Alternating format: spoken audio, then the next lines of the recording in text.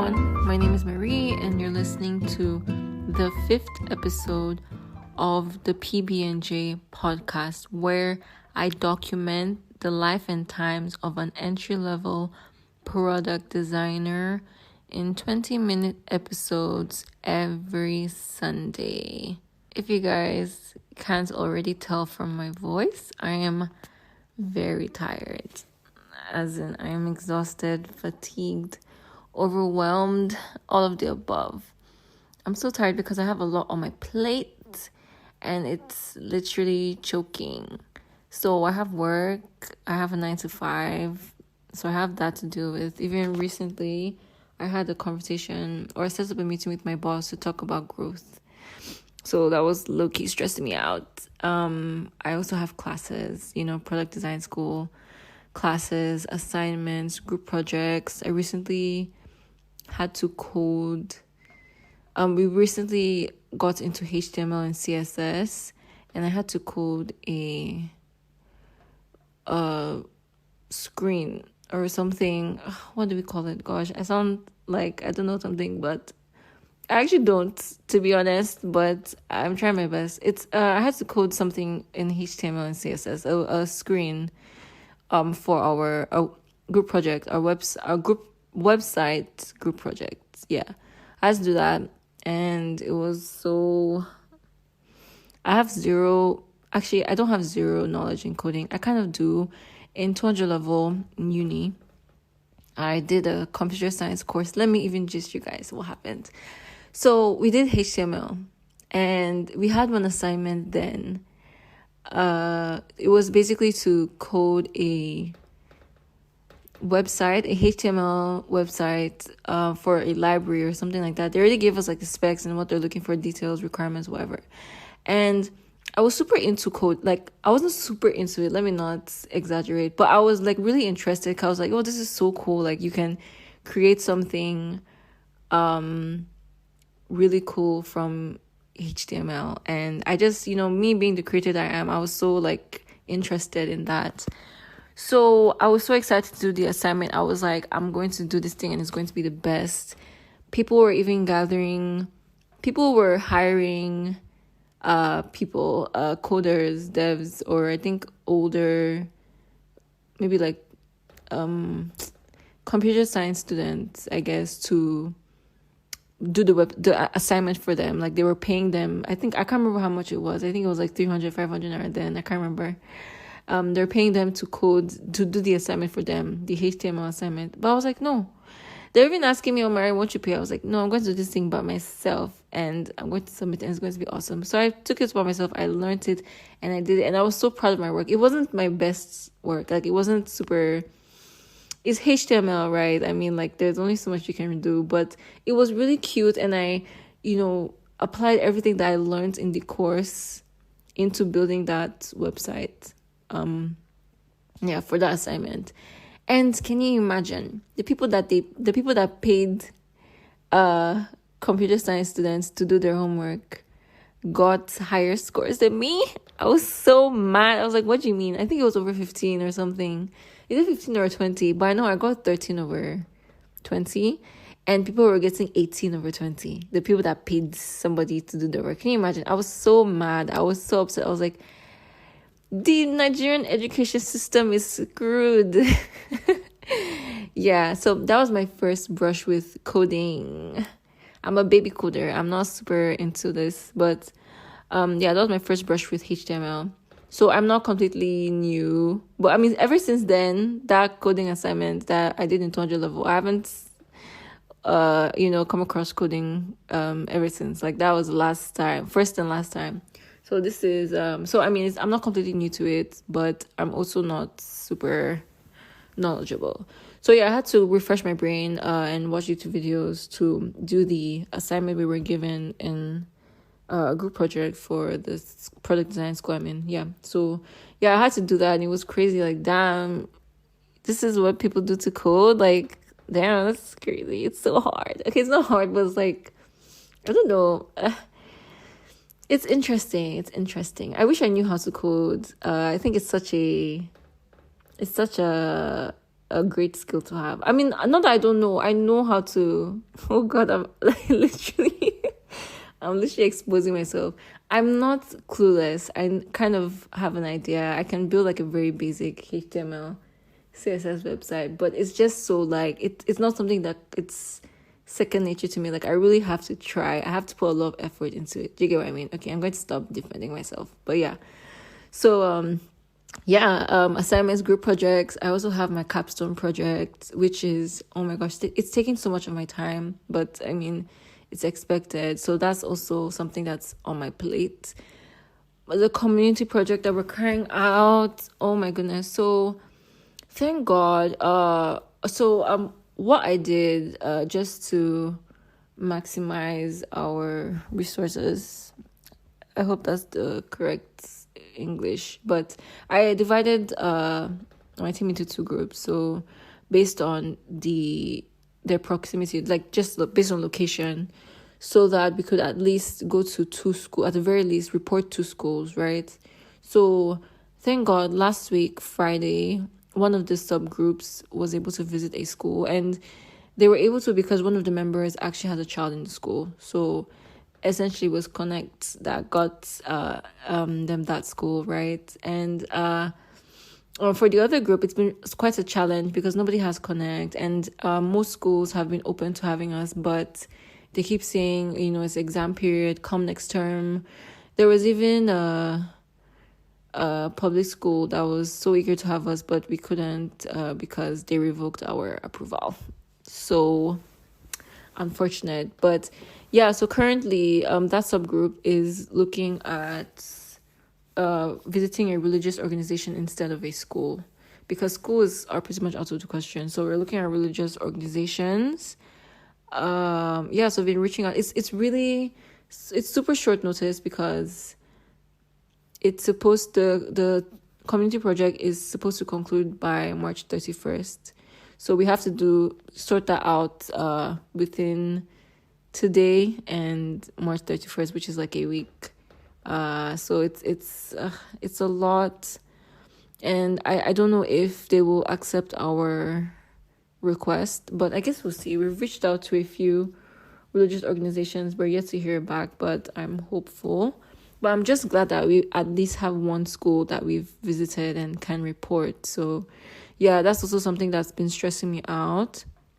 Then just like personal growth, online courses. For the month of April, I want to finish the second course in the Google UX Design and Professional Certificate. And a few other online courses that I've been taking. I also want to, honestly, let me not lie, I haven't been super consistent with my online courses, okay?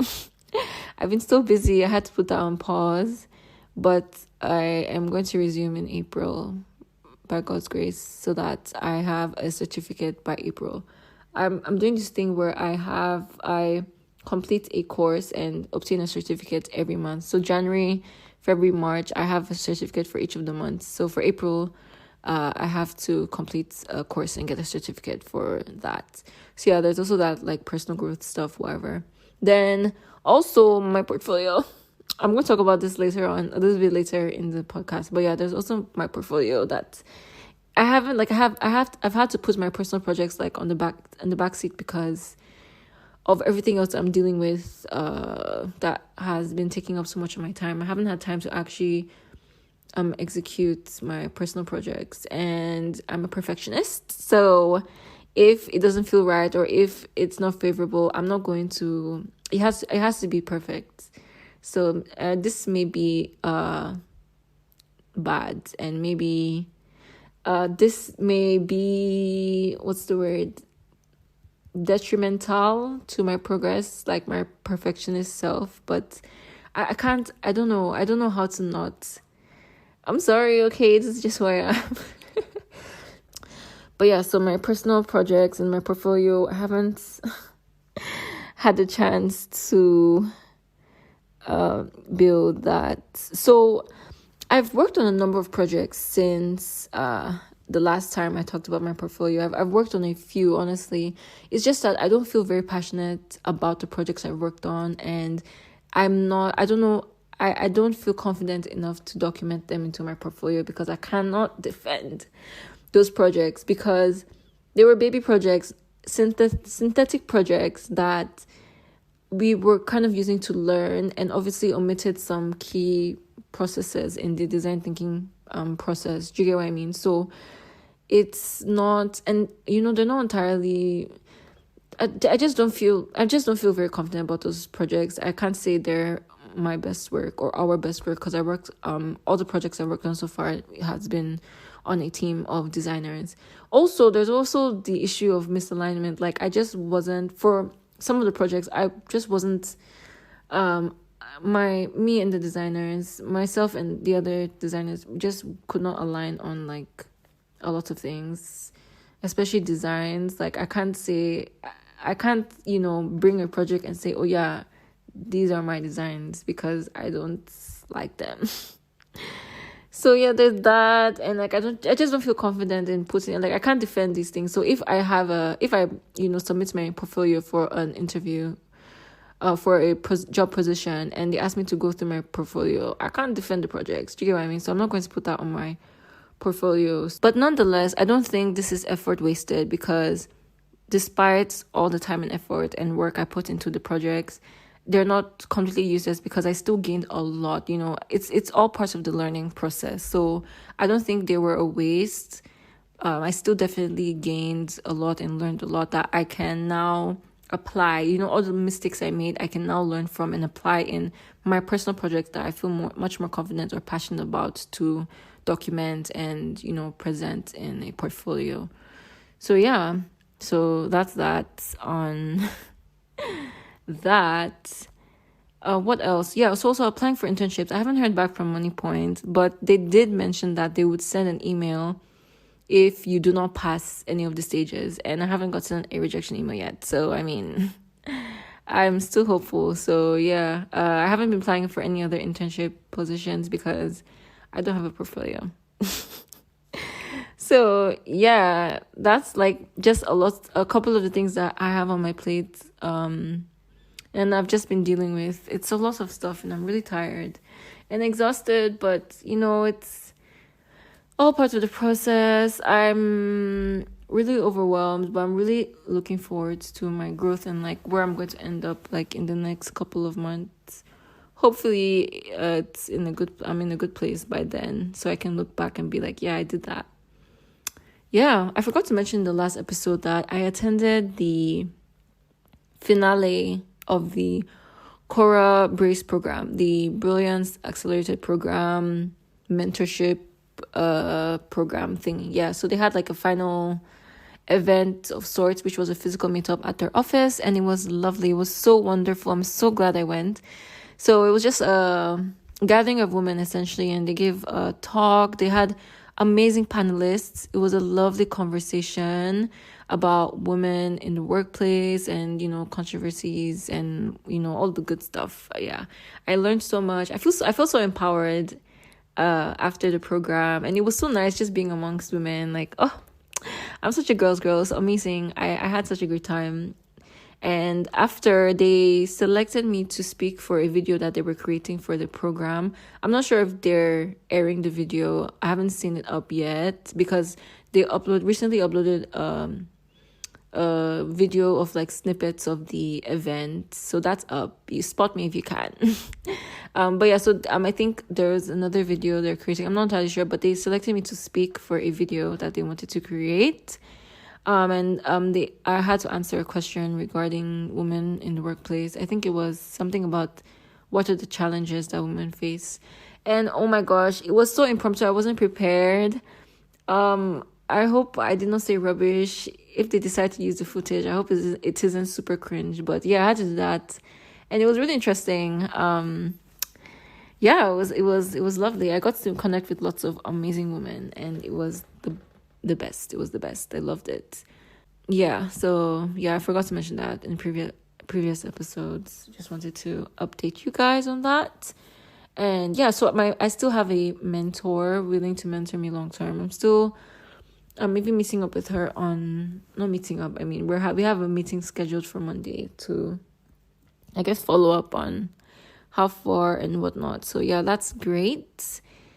And oh yeah, so like recently, a really good friend of mine was just checking up on me like regarding my career so far and my transitioning into product design. And so she's much further ahead in her career. She's in a senior role.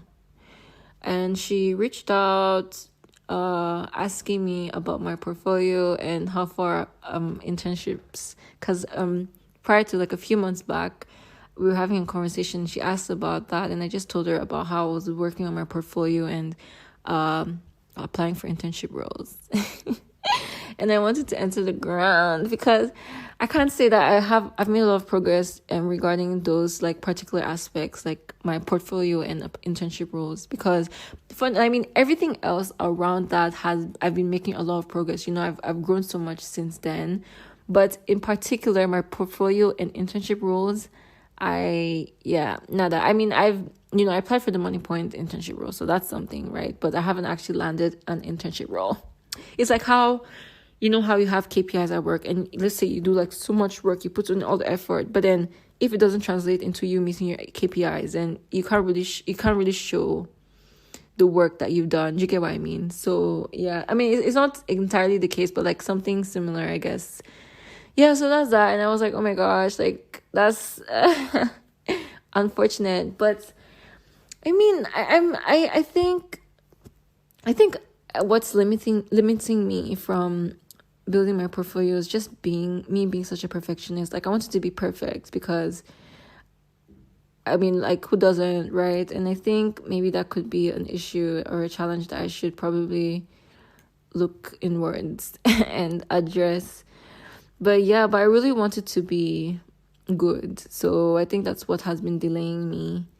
And obviously, what has been delaying me from applying for internship roles is because I don't have a portfolio. So I recently watched a YouTube video on it was a live UX job interview. So it was organized by these guys, Harness Projects. Really cool.